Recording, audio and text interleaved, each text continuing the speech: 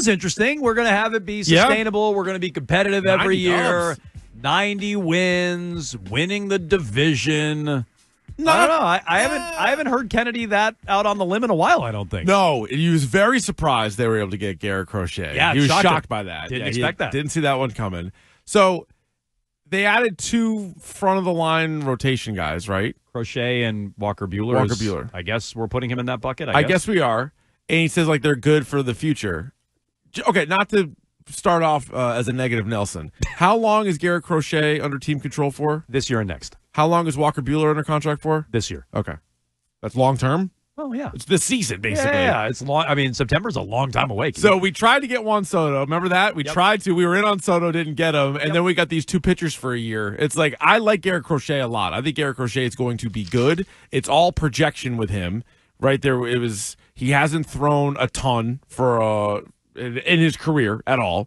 Walker Buehler has had some good seasons. I like him. I certainly do put them at the top of the rotation. And then you can put in Tanner Houck and Cutter Crawford and Brian Bayo. I'm not holding out hope for Lucas Giolito, but whatever. If you want to include him, that's fine. They haven't added to the lineup at all. They haven't. Not yet. Not really. I'm trying to think. Like, there's nobody.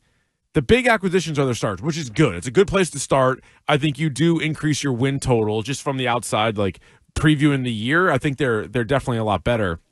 But, you know, being close to Juan Soto and then being rumored on some of these other guys that it doesn't appear like you're going to get is still – you haven't really invested that financial backing on any of the players yet. No. You know, Aroldis Chapman's a 1-year deal.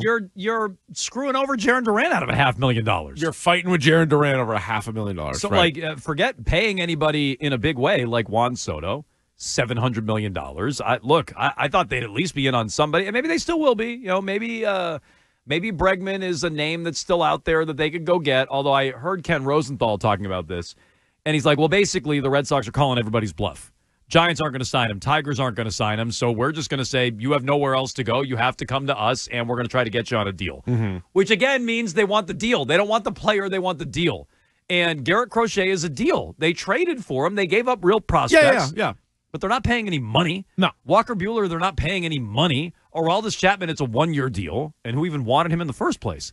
So, yeah, I have an issue with that. But what I find interesting about Sam Kennedy, has he, and it'd be strong to call it a guarantee, but has he given you win totals and even talked about winning divisions? Has he talked about that recently? I don't think so. I don't think so either. In fact, he's had to put out some of the fire, he had to put out like the full throttle fire from a year ago. So I wonder if they're feeling themselves a little bit. Okay, I don't know that I would advise them to do that, but I wonder if they are. And I'm going to hold them to it. Sam Kennedy said 90 wins. Sam Kennedy said win the division. Sam Kennedy said sustainable. Year in, year out, competing. No more last places. Right. No more missed postseasons. This is what you said. You're wrong. You're a liar. No. It's what you said, Sam. This is what you said. Yeah. So I'm going to usually he's wagging the finger at you, not guaranteeing wins. I'm going to choose to flag these comments. Sure. We're going to remember them. Uh-huh. And if it's another last place finish, we're going to throw them back in your face. Because you told me it was sustainable, and you went out and you were going to win 90 games, and you were going to win a division. And you can't tell us that the commitment's the same when you're not in on these big free agents, like really in. Like you tried to convince yourself that maybe Juan Soto was a real thing. I was convinced. It wasn't. Suzuki or Sasaki, the Japanese pitcher coming over, not a finalist. No, they're not even getting for a him. call on that. They weren't in on Corbin Burns or Max Fried in a real way. No. None of these guys. They apparently were interested in Blake Snell. He signed immediately somewhere else. So, yeah, the 1-year deal guys, sure. Like they're getting those guys. But a commitment, you know, this all goes back to, it's funny, there was that Reddit AMA with Alex Spear, and we referenced this a few times, where a Red Sox fan asked him, like, what kind of off season do you predict for the Red Sox? What kind of contracts? And he's like, I think they'll give out a $100 million contract. That was sort of the takeaway. We know that Soto goes for over 700, sort of put it in perspective, and they haven't even given out a $100 million contract, right? Like they've made, I don't even know if they've reached $100 million total with all the guys. Definitely not. Because what's Buehler, 20? 21? 21. Chapman's like 10 point something. Okay, so they have not even approached 100 million yet. The other bum-ass reliever that oh, yeah, you guys forgot. Your guys that Breslow brought up to you. Yeah, he's like, you don't even remember Justin Wilson. It's like, no, yeah, we tried to forget about him. No, we don't. Is that his name? You think Breslow's going to come on with us again? I don't know if he loved that. I don't think he had the best time. I don't think it was his favorite. No. But I don't know. Guys, we got Crochet, right? We're like, It was like one nice question. Yeah, he's a good player. Now, what about the rest of your squad? Yeah, here? I don't know. I mean, I'd be happy to have him back on. I don't know that he'd be thrilled. No, probably not. I don't even remember the name of that guy. Who the hell they were even talking about? Wilson? Was it Justin Wilson? Wilson. I don't know. Oh, you think of the volleyball? I'm thinking of the ball from Castaway. I think of the neighbor from Home Improvement. You only saw his eyes. That's who I was thinking of. They got real creative by the end of that series on how to cover his face. No, they did. Yeah. No, it was every week. It was like a new challenge. They're like, what is this? Look at where he is now. Look where he's hiding now. The writers on that show, real smart. So yeah, no, they haven't. Not even. I don't think they've even close to $100 million. Keith. No, they haven't. Now, last year they were 81 wins. Just adding Crochet and Walker Buehler, I feel like 90 is a bit of a ask. Like if they had one more bat, I feel like, you know what, not that bad of a expectation. And so look, and the name already passed by on who it was. Was it Guy in the 413? The name scrolled by real quick in the Twitch chat. But whatever. They said, would you rather? He came out and said they're going to win 60 games. No, I find it noteworthy. The bar real low. I find it noteworthy when the team president comes out and says we're going to win 90 games in the division, because I have not heard that for a few years. He also wasn't asked. No. Right? Like, how many wins? And then, like, you're put on a weird, like a weird spot. Season prediction. He brought it up. Yeah. That's true. He also, you'll hear another number in this one, Keith, that I'm gonna do my best not to focus on. All right, what do you have? But he already has moved the goalposts a little bit. Here was another question about the Red Sox and the rest of their offseason. He implies that doesn't imply. He outright says they're not done. Our job is to go out and win 95 games and win the American League East. Stop. We think we can do that. Stop. More wins. Stop. So I said I'm not going to try to focus on it. But yeah, he's now it's 95. The goalpost moving. Stop at 90. Maybe 85. 85 is an improvement from last year. Just say you're going to make the playoffs. Honestly, our goal is to make the playoffs. Our goal is to make the playoffs. I think we all would have been like, oh, good one. Because now you're winning the division in 90 or 95 games. He's mentioned the division a couple of times. Yep. Maybe I'm in the minority. As a fan, I don't care about the division. Make the playoffs and win the World Series. I'd like it. Yeah, but if you win the World Series as a wild card, which they've done, I wouldn't did care you at all. care? No, but I'm saying, but what would I'd feel good at the end of the regular season. I mean, the playoffs are the playoffs, but I'd feel good at the end of the regular season if they won the division. No, it's a nice goal, but I just think it's the playoffs is all that matters. And the division is worse, and maybe this is some of what they're sensing. The division's worse. Oh, yeah. The Yankees lost Juan Soto. The Orioles are worse. So, okay, keep going, though. I'll try not to get hung up on that. Our job is to go out and win 95 games and win the American League East. We think we can do that this year. We really do. And you have to have contributions from all over the roster. That's the focus. That's the job. It's been a frustrating 2022, 23, 24. Probably no more frustrating than for John Henry and Tom Werner and Mike Gordon and yours truly and Alex Cora. We want to get back where we belong, and that's competitive in the American League East, winning that division, getting in the postseason. And I think where we are today, I think we have the opportunity to do that. Are we done in the offseason? No, we're not. Oh, okay. How about that? Now, they're not done. They got to get back to where they are. They're going to win divisions. Are they done? No, they're not. But you can add another Wilson and be like, see, told you we're not done. Fair. That doesn't, hopefully it's something bigger than that. Hopefully it's like a key piece to the lineup or like a righty bat or something along those lines. But you can kind of, Well, and again, it's frustrating because do you want to get better or do you just want a good deal? Because Arenado is there. Last we heard, they wanted the Cardinals to eat more of that contract. Yeah. So you want. Yeah, they want Bregman. You want the deal, not the player. They're trying to wait out Bregman. They're waiting out Bregman, and then they want the Cardinals to be like, fine, we'll pay more for Bregman. Arenado. You don't have any options. Detroit's not going to throw the kind of money we're willing to throw at you. And Giants, same thing. Now, look, if they end up getting him, I guess it's good business, and I'll give him credit for it, and I'll be happy about it. But it just shows you're not doing whatever you can to get a player. Yeah. You are still waiting for deals. You're waiting for a deal. Really and that's bothered me about this offseason. They're definitely a better team than they were a year ago, but that still bothers me. I still don't really get the Arenado thing. And I love him. Like, what an unbelievable career that he had. He's kind of washed. You put him at third base. Then where does Devers go? Then where does Casas go? Then where does Yoshida go? Like, Bregman, I would prefer to just play third base, but I think they already have announced he's going to play second. And so you have Bregman and Story up the middle, and then you kind of go from there. Marcelo Mayer, I guess, whenever he's ready. So Bregman makes more sense fit-wise. Arenado I don't really get. Neither one. They'd both be an improvement, I guess. More so Bregman, but okay.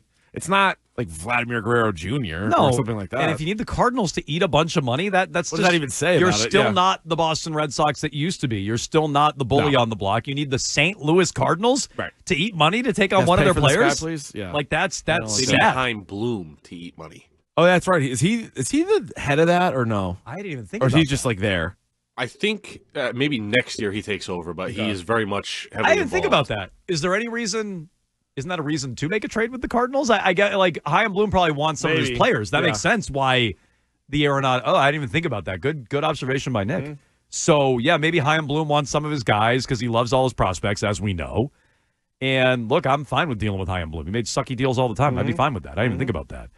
One item here, and then we'll get to some of your phone calls, and we'll get back to Wild Card Weekend. What happened? A belated edition since we had an extra playoff game last night. We'll do that coming up about 15 minutes from now. More of your Patriots thoughts as well. Bill Belichick, potential interest in Dallas. Who could the Cowboys be hiring? 617-779-7937. This is from Ken Rosenthal going into the weekend. All right.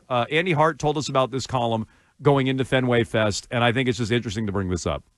Rosenthal wrote, Fenway Fest replaces the team's winter weekend in Western Massachusetts, where ownership was booed the past 2 years. Yeah, it was a tough go for them. Tickets, $85 for adults, $35 for children, with discounts of $75 and $30 for season ticket holders. Okay? Nice deal. So, and I've heard Chris and Ken talking about this, Ken and Curtis talking about this, where it's been cheaper tickets in the past, so the people who wanted to come in and boo and really let them have it, they would do that for a cheaper ticket, but this pricing tier is going to price some of those fans potentially out. Okay? Yeah. Here's what I found interesting, though. It also includes a voucher for a 2025 Red Sox home game in April or May. All right. Once upon a time, Rosenthal writes, the Sox had no problem moving game tickets separately. So was it last year or 2 years ago where you could come in and buy something from Costco and like get a Red Sox ticket with it? Yeah, they had weird deals. Or you show up to Fenway Fest and you get a voucher for a Red Sox ticket in April or May. It just tells you they're having trouble getting Red Sox fans in the ballpark. Correct. It's easy to get Orioles fans. They all show up. They love Cubs Fenway Park fans when they come in. It's easier to get Yankees fans in there. They're having trouble getting Red Sox fans in the ballpark. Yeah. And that's the star power is a huge part of that. You know, Rafael Devers isn't that. He's not the guy that's going to sell tickets like a Mookie Betts would or like a Juan Soto would or an Arson Judge. Like, he's not going to be the guy to do that.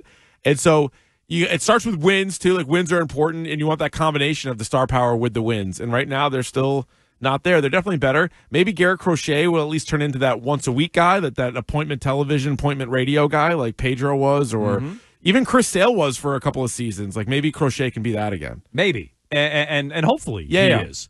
But, yeah, they're going to need that for sure. And it tells you they're a little spooked that they're giving away tickets, or a voucher anyway, for tickets in April and May. 617-779-7937. Your thoughts on Sam Kennedy. His comments, are we going to hold the Red Sox to a higher standard this offseason, despite not really spending any money? Coach is up in New Hampshire. What's up, Coach? Hey, what do you got, Coach? Hey, Adam, I do appreciate that you like me, think it's stupid that the Red Sox are nickel and diamond Jarren Duran. What I didn't appreciate is a couple of days ago you called him a quote-unquote fun player, and I would argue that last year he was probably the damn heart and soul of that baseball team. He's much, much more than a fun player. One more point. Yeah. I think the missing piece is Pete Alonso and his 45 home runs he would bring to that lineup. And lastly, I had the pleasure many, many times of seeing Roman Anthony in the minors. We're going to love him. Okay. Thank you, guys. Very good. Thank you, Coach. I'm in on In playing your the face, kids. Jones. I know you are. I like Pete Alonso as well. When I called him a fun player, I didn't mean he was like a nice little player to be dismissive.